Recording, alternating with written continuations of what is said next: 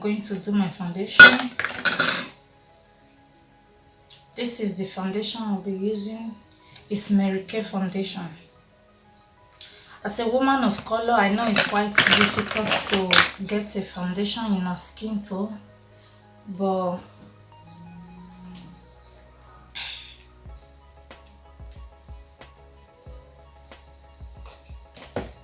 there are two main factors you must take into consideration if you must find any foundation that matches closely to your skin tone.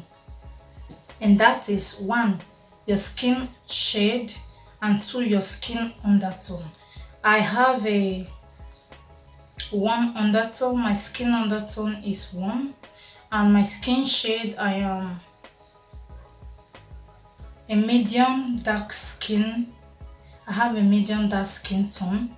So when choosing my foundation, based on the fact that I have a warm skin undertone, I usually go for foundations that have a little bit of yellow tone or golden tone to them, so that they match my skin undertone, and if possible my skin shade. Just so you know what I'm talking about, if you see this foundation, this is a foundation. As you can see, it's kind of yellowish. It's yellowish. Hold on, I'm going to show you another foundation.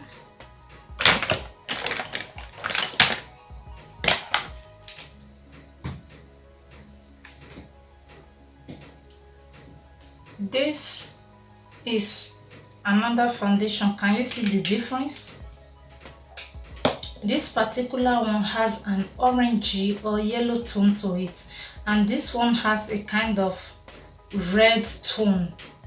It's like kind of reddish. This foundation will work very well with someone that is dark like me but has a warm skin undertone.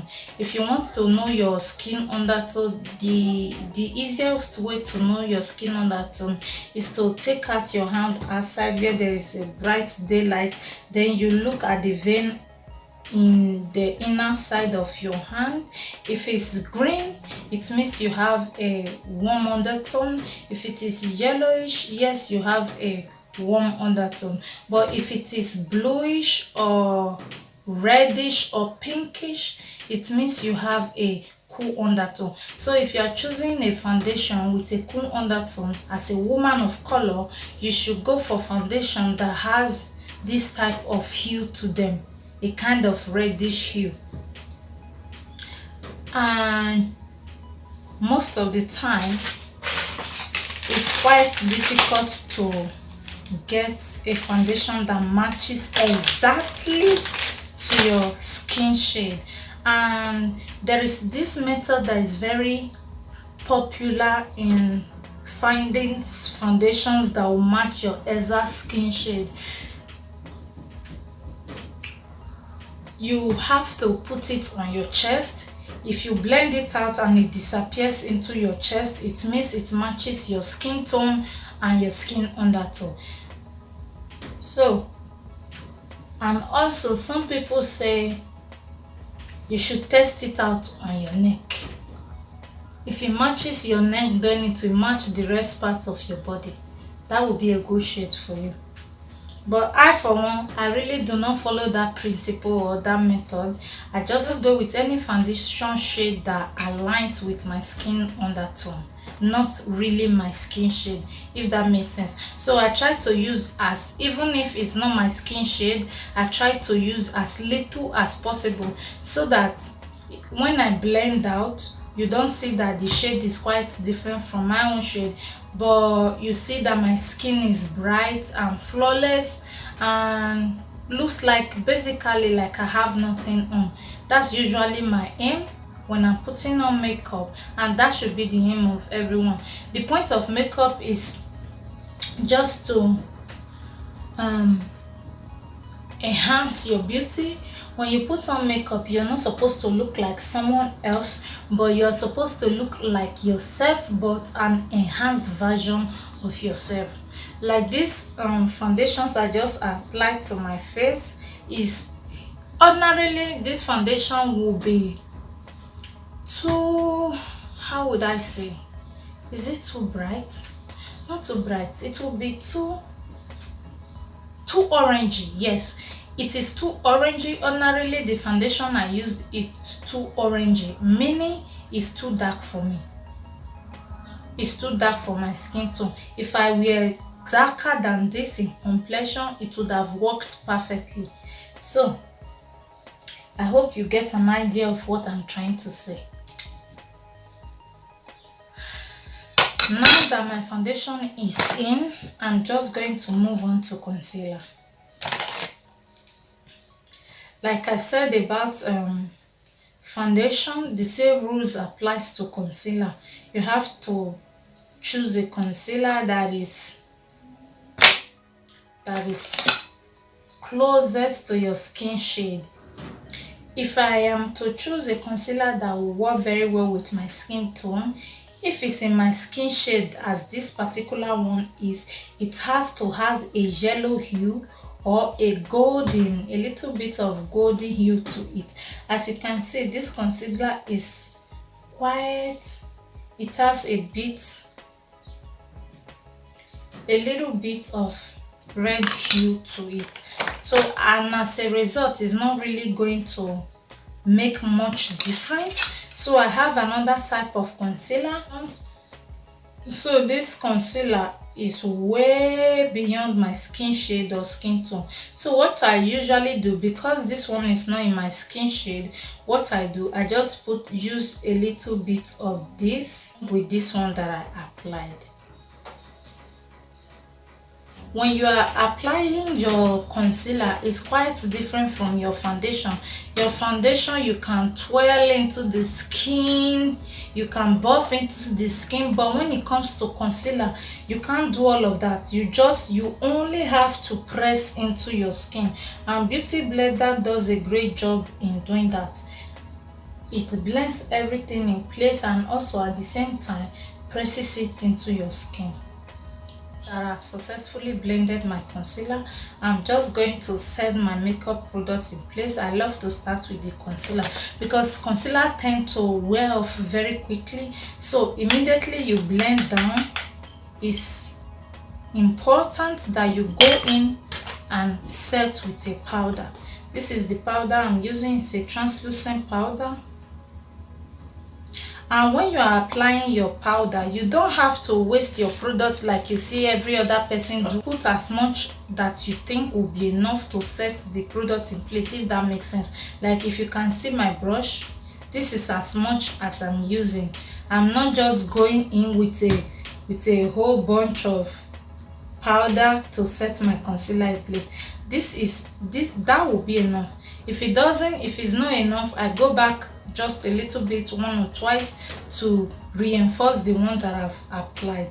And when you are setting your concealer in place, try not to move your brush like so up and down. Just put it on top of the initial product and press it in, because when you move your product like so, when you move your brush up and down in this motion, it usually moves your product that you've already applied, if that makes sense. It moves it. But if you press it into the skin, the product you applied stays where it was, and the other product you're applying stays on top and sets into place without actually moving it, if that makes sense. So I'm just going to put this translucent powder in all the areas that I applied concealer.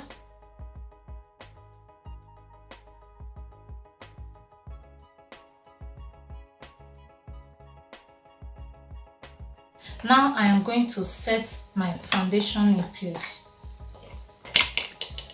I'm using this finishing powder.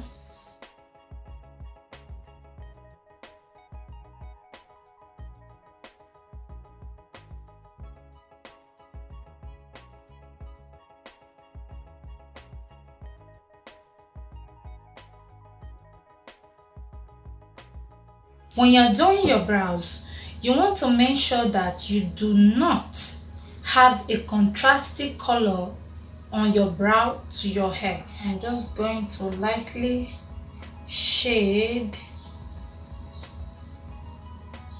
my brows.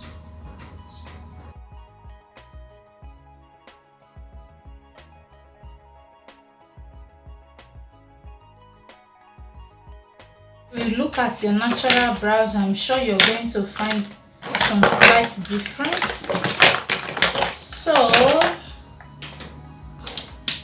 don't try killing yourself making your brows to look exact same. Just do your best to make them look similar and make them look decent. You should be good to go. Now I'm just going to clean up my brow with a concealer so it looks better, so it also looks clean.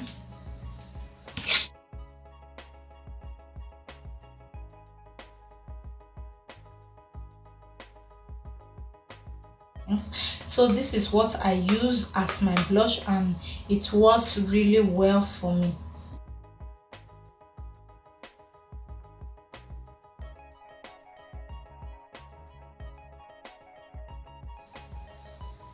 I love the way that is looking now. I'm just going to apply my blush. Not my blush, I'm just going to apply my highlighter.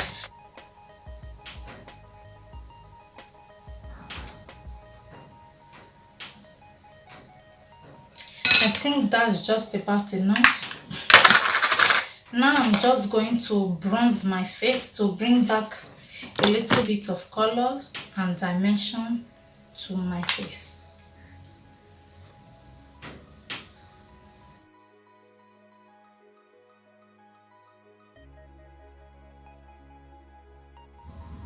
Now I'm going to highlight the arch of my brows with that same highlighter.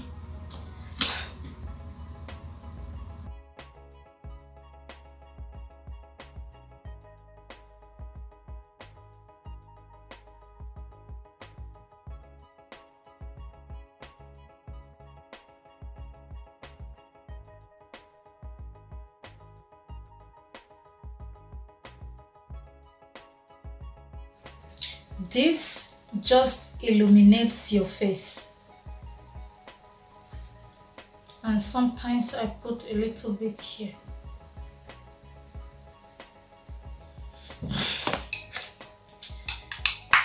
Now I'm just going to line my lip. I'm using this brown pencil. Love to go back in with another color of lip pencil. I'm just going to go back with this pink pencil.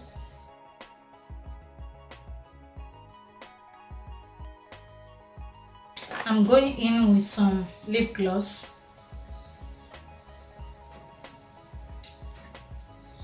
If you do want your look to be more natural, you can use something that is nudish, maybe a nude lip stain or nude lip pencil or anything nude if you don't like colors. Like if you can see now, the look is very subtle but the lips is a little bit bright. This is the look I want, so this is the look I chose. So do whatever you want, whatever works on you, whatever looks good on you. So the next thing I'm going to be doing, I'm going to line my eyes. I'm going to be using this dark pencil to line my eye. It's the same pencil that I use for my brows.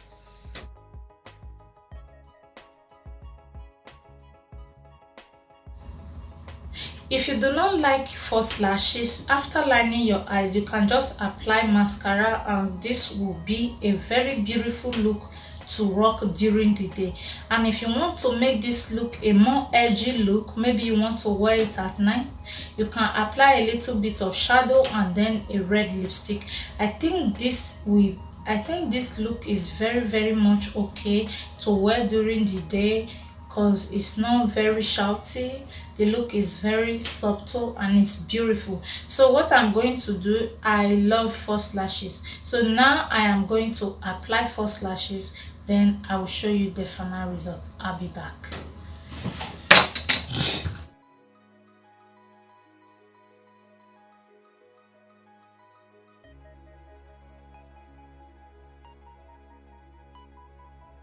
this is it for the look.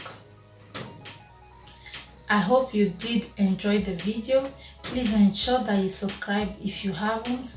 Like this video, and if it's possible, please share. I'm still trying to grow this channel, and you subscribing and sharing this video will go a long way in helping me and the channel. So thank you so much for watching. I'll see you in my next one.